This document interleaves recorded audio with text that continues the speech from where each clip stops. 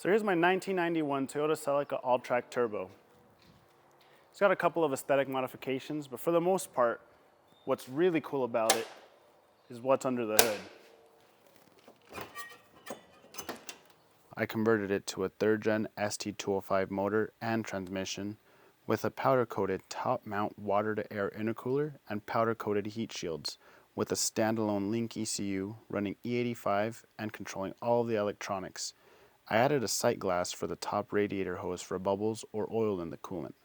It also has a HKS blow-off valve and OEM intercooler overflow tank, custom Y-split breather hose and fuse box mounting bracket with straight intake to mushroom K&N in a rigged cold air box, as well as a 10-inch ball fan, a 200 amp alternator, and our second wideband O2 sensor.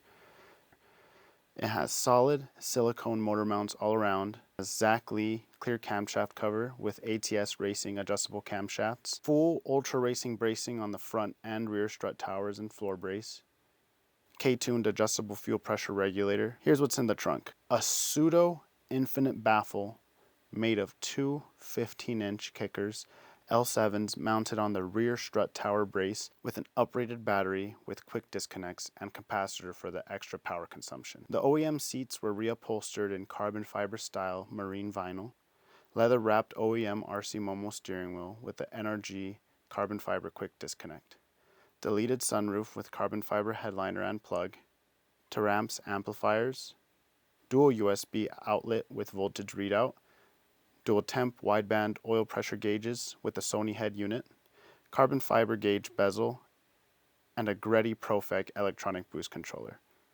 Sun visor delete plugs with holding clips from a Solara, and a proximity sensor for the Viper security system, as well as a 3-way dash cam for extra security on the road.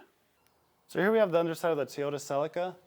We have some ultra racing fender bracing going on here. We got our Yellow Speed Racing Off-Road Rally Edition, Matt Lewis stainless steel braided brake lines, Agile Performance New Zealand custom control arms, ultra performance bracing. We got our Bosch intercooler water pump here. We got a full turbo back stainless steel exhaust, wideband O2 sensor plugged into that with some extra bracing going on here. We have our oil temp and oil pressure sensors here, our aluminum lightweight crankshaft pulley, and stainless steel bushings. If you can see here, we got our carbon fiber drive shaft from Drive Shaft Shop. And if you can look over here, we got a little bit of oxidation and rust going on that I took off as best as I could. One of the ribs over here, we had to take off because it was rusting so bad. We're gonna be getting those soon. And if you can look over here, you can see where we took off this part of the rocker panel.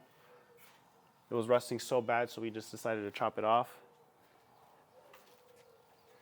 And here we did all the bushings, silicone as well, silicone differential all the way back. We got our white line rear sway bar installed as well to help make sure that understeer was kept in check.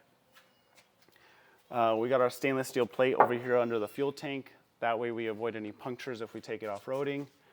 And we have our Varix muffler with a butterfly valve that opens and closes on demand to try to keep those noise levels down whenever you're not trying to annoy everybody, you know?